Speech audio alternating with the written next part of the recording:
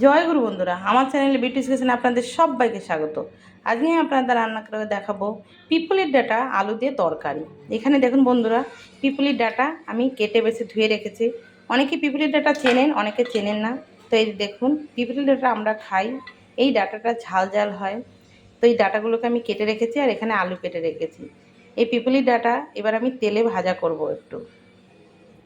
আমি মাছ ভেজেছি, সেই তেলে আমি পিপলির ডাঁটা আলু একসঙ্গে দিয়ে দিচ্ছি।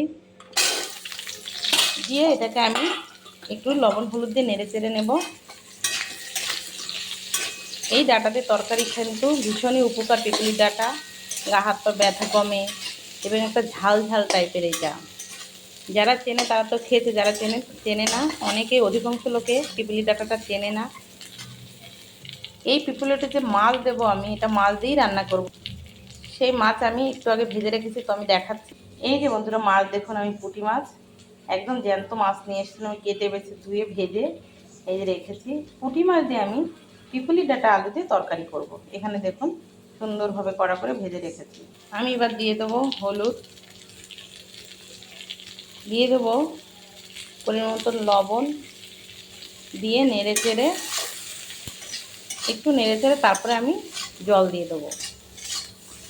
এই পিপলির ডাঁটা কচি কচি শাকগুলো কিন্তু আমি রেখে দিয়েছি। এই যে কচি শাকগুলো, এটা কিন্তু আমি একটু ঝোলের পরে দেব। জল দেওয়ার পরে ঝোল জাল হবে, তারপরে আমি এই শাকগুলো দেব। এই যে একটু ভাজা ভাজা হয়ে গেছে, জলটা টেনে গেছে দেখুন। এবার আমি দিয়ে দেবো জল।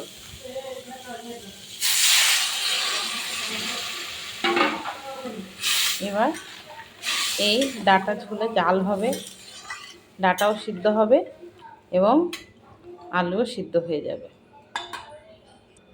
আমি কিন্তু তরকারিটা একটু ঢেকে দেবো, টকবগ ফোটার পর আমি ঢেকে দেবো। দেখুন এই যে কি সুন্দর হয়েছে, দেখুন আলু সিদ্ধ হয়ে গেছে। আমি এবার ওই শাকটা দিয়ে দেবো। এই যে শাকটা ধুয়ে বেছে রেখেছি, এটা হচ্ছে ওই পিপলি ডাঁটারি শাক। এটা দিলে তরকারিটা সুন্দর কালারও হয়, খেতেও ভালো লাগে। শুধু ডাঁটার আলুতে তো ভালো লাগে না তরকারি খেতে, তাই লাউ শাকের মতন এই শাকগুলো একটু দিয়ে দিলে বেশ খেতে ভালো লাগে।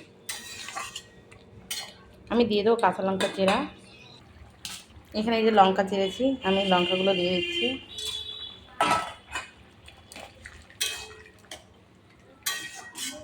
এটা কিন্তু বেশি ঝোল হয় না, তাহলে খেতে ভালো লাগে না। হালকা ঝোল হবে, এতে কোনো মশলা দেবো না, একদম প্লেন। এবার এটা আমি ফোড়ন দেবো। তরকারিটা হয়ে গেছে, এবার নামিয়ে নেব। তরকারি নামিয়েছি, এবার আমি ফোড়ন দিয়ে দেবো।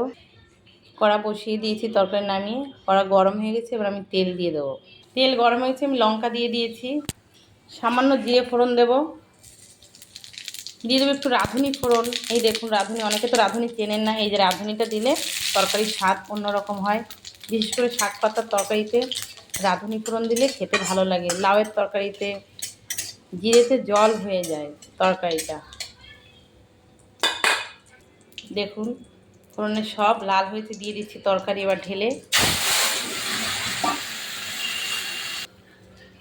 দেখেছেন তরকারির কালারটা কি সুন্দর হয়েছে। এবার এই যে আলুগুলো আছে, আমি 2-4টে আলু চামচ দিয়ে একটু ঘেটে দেব। তাহলে এই যে তরকারির ঝোলটা, এটা যে একদম জলজলে লাগবে। তরকারি যখন ওই আলুটা ঘেটে দেবো, ঘন হয়ে যাবে, দেখতেও ভালো লাগবে, খেতেও ভালো লাগে তরকারি। তো আপনারাও এভাবে আলু ঘেটে দেবেন। দেখুন বন্ধুরা, তরকারি আমার হয়ে গেছে, দেখেছেন পাতা দেওয়ার পর বেশ সবুজ সবুজ হলুদ হলুদ কালারটা কি সুন্দর হয়েছে। এবার আমি নামিয়ে নেব। দেখুন তরকারি আমি নামিয়ে নিয়েছি, দেখেছেন কালারটা। এভাবে কিন্তু আপনারা যদি কখনও পিপলির ডাঁটা নিয়ে আসেন, এভাবে পিপলির ডাঁটা দিয়ে তরকারি করে কিন্তু অতি অবশ্যই পুঁটি মাছ বা মরলা মাছ, যে কোনো চুনো মাছ দিয়ে পিপলির ডাঁটা আলু দিয়ে তরকারি করে খেয়ে দেখবেন, খেতে ভীষণ ভীষণ ভীষণ ভালো লাগবে। তো আমার তো ভীষণই প্রিয়। আমার এই পিপলির ডাঁটার তরকারিতেই এক থালা ভাত খাওয়া হয়ে যায়। তো আমার এই রেসিপিটা যদি ভালো লেগে থাকে, তাহলে please please please like share comment করতে কিন্তু ভুল করবেন না, আর সাবস্ক্রাইবটা করে দেবেন। জয় গুরু।